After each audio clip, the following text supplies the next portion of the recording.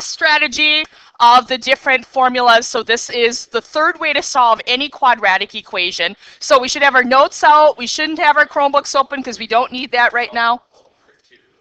Okay, thank you. We've got that part. So thanks. Okay, so anyway, so this is the last part of solving quadratics. This is the formula. Now the best part of the formula is the stuff underneath the radical, which is called the radicand. Okay, this will determine what kind of root we're going to have. So again, here's the formula that we've already talked about. This is again what we call the discriminant. That is going to tell me what kind of answer is going to come out. So if I do just the b squared minus 4ac, so again, that party to b squared, missing that opportunity of meeting 4 awesome chicks. If I get a number that's positive, then I'm going to get 2 answers, 2 real numbers. If I do the discriminant and I get 0, then that's just going to give me 1 root. And the reason why is because what's the square root of 0? 0, so that's what's going to happen with that. And then if it becomes negative in Algebra 1, you were taught that if you have a negative number under a square root, what were you taught? That it's no solution. Now, this is where Algebra 1 meets Algebra 2, and we say, no, it does have an answer. It's just what we call an imaginary solution. And so we will get to imaginary numbers. That will be next week. Okay? Yes, we can. That is going to be a number in terms of I. Infinity. Nope, just I, which is the square root of -1. So we'll get to imaginary numbers, but we're not going to cross that right now. Okay? Yes, Paloma. Huh? Yeah, I know. Yeah. Because I need this for a different hour. Thank you.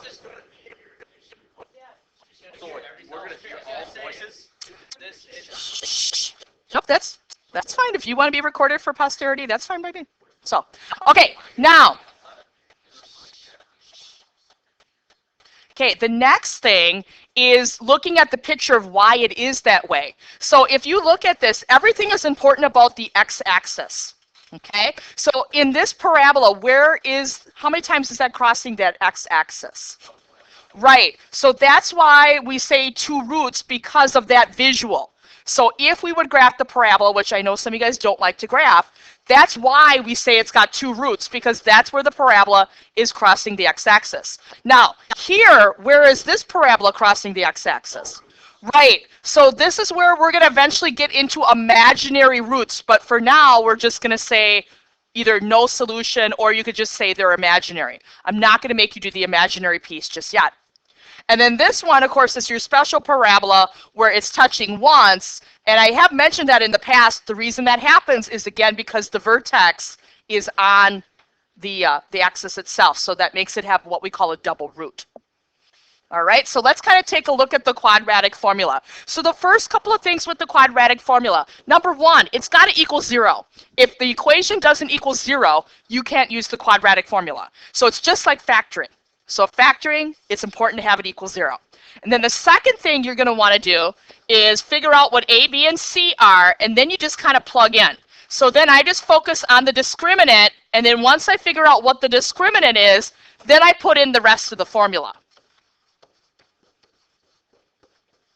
Now, if you have a square root, like remember how we had 108 and things like that, you will be expected to reduce that radical, so that's important. So just to remember, we've got to do some of those. So we have 4 examples that we're going to go through, and then you'll have a worksheet with like a few of them to try. Okay. Some people like the quadratic formula. One of the drawbacks is that sometimes it takes a little bit longer to do. So like one time I had a student that did their whole chapter 3 test. They did that with quadratic formula the whole time. So you can use the quadratic formula. It's just that it's a little bit long, and you got to watch your signs. So to shorten it up a bit, first of all, does it equal 0? Yes. Okay, does anybody know what number is in the A position? 1, because that's the number in front of your x squared. So that's 1. Okay, B is the number in front of the x, -10. We'll get to that. Okay, then C will be 24. Now, I don't like to do the whole formula. I think if you write out the whole formula and plug all the numbers in, that can look quite overwhelming. So that's where, again, I like to know, because wouldn't you want to know if this is like no solution or imaginary solution? Wouldn't you want to stop so you don't finish all to the end to realize it's imaginary? So that's why I do the discriminant right away. So therefore, I'm going to do that b squared minus 4ac. So b squared is negative 10 squared minus 4 times 1 times 24.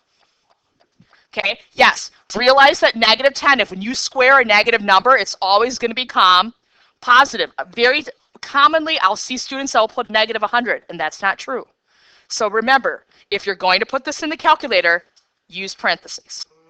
Okay, negative 4 times 1 times 24 makes 96. And then just subtract. Right. So now that it's 4, remember back to those 3 scenarios. This number is positive, so how many roots does this have? 2. So now I know, oh, okay, this has got 2 roots, so I should continue.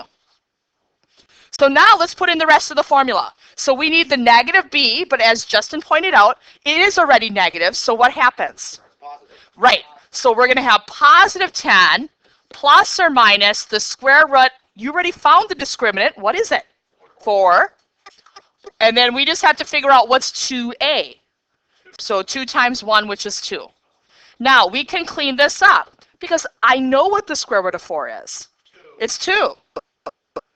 And then we're going to do this problem. So first we're going to do 10 plus 2 and then divide it by 2. And then we're going to do 10 minus 2 and then divide by 2. So 10 plus 2 divided by 2 is 6. And then 10 minus 2 divided by 2 is 4. And we're good. So again, would you necessarily do it this way? For me, if I was going to do this one, I would have factored it. Because I know what 2 numbers multiply to 24 and add to negative 10 is negative 6 and negative 4. So it just depends on what strategy you feel comfortable with. Brianna. So after you did the discriminant, if it was 2 imaginary, how would you stop? You would just stop. You would just, for now, you would say no solution. And then you would stop. Or you could say 2 imaginary roots, but for now you won't. I won't give you any imaginary ones yet. So yet, I just want you to be aware that it would eventually have imaginary roots. What do you need, Ron? Okay, example number 2. So first of all, I can't do the quadratic right away. Why? Correct.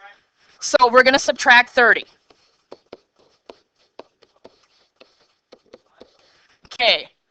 No, because to be honest, that's if you're going to factor. I'm not going to factor, so let's just do it. So what is A? What is B? What is C? So we have 2, 4, negative 30. Okay. Then we're going to do the discriminant again. So b squared minus 4ac. So we're going to have 4 squared minus 4 times 2 times negative 30. Now, the 4 squared is easy. That's 16. But does anybody remember what happens with this sign and this sign? They're going to counter each other. And so what do you know about a negative times a negative? Right. So this can switch signs. And this is where students get in hot water about the quadratic formula because they miss up their signs. And then that's where things go bad. So this has to switch to a plus because a negative and a negative will make a positive. So now I'm going to just do 4 times 2 times 30. And so that's going to give me 240. Okay? Yes, Sam.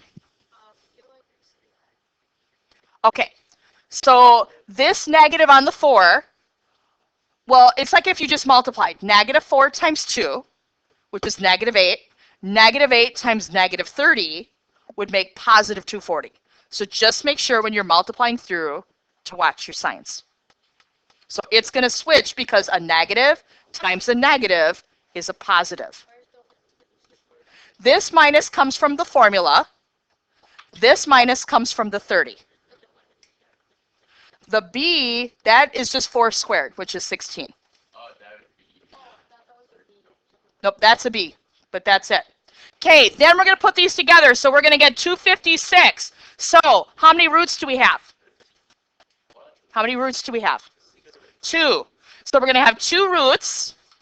Now let's put the rest of it in. So negative b, so we're going to have negative 4 now, plus or minus 256, the square root of, which is over 2 times a, so 2 times 2, which is 4. Yes, the square root of 256, I know some of you guys are like chugging along here, so you're right, that is 16.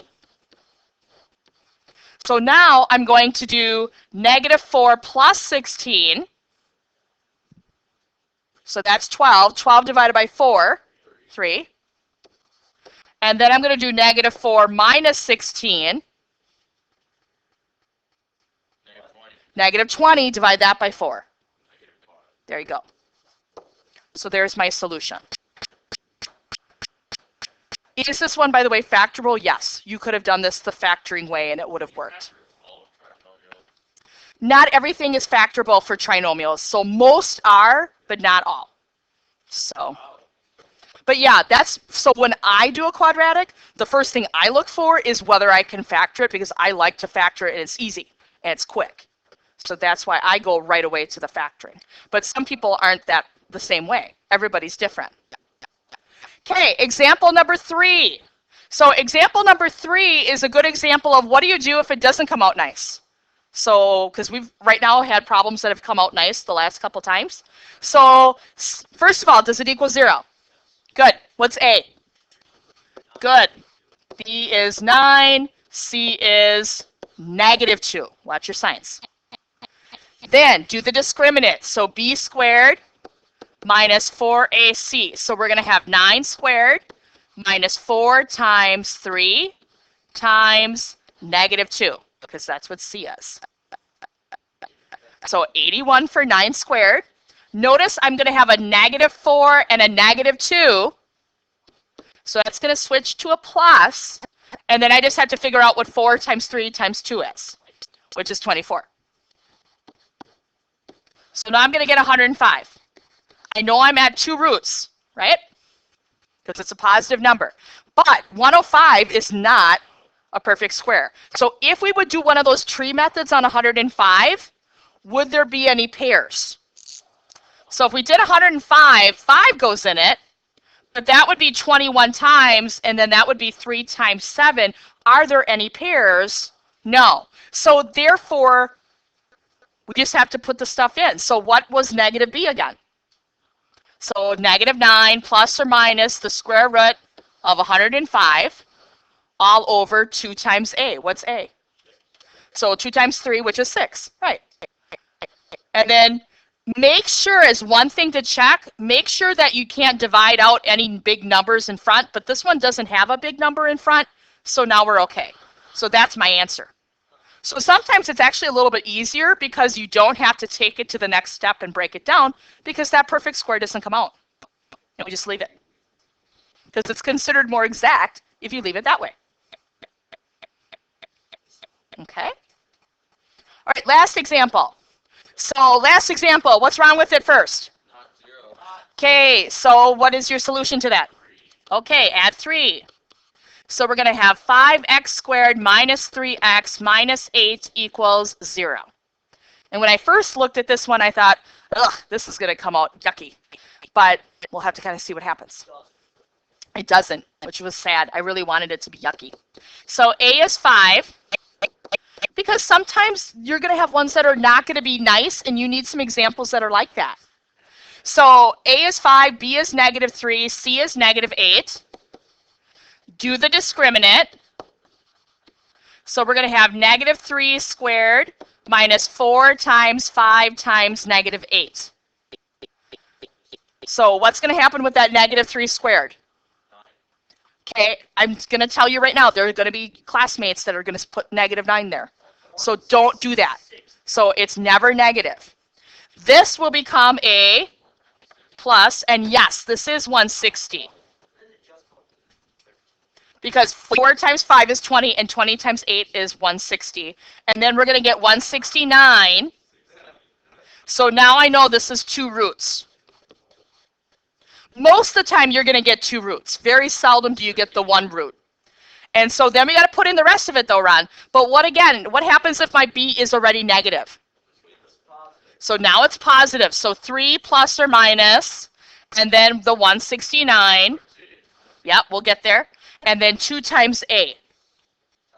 So it'd be 10. So we're going to have 3 plus or minus 13 over 10. So first do 3 plus 13. So 3 plus 13. 3 plus 13. Divide that by 10. I don't want to, I'm going to just leave it as, you can put a decimal. I prefer fractions though. So I would do 8/5. Very good, Justin. Because you're really going to have 16 over 10. 2 goes into both of those. So 8/5 would be the better answer. And then now I'm going to do 3 minus 13. And then divide that by 10. Yeah.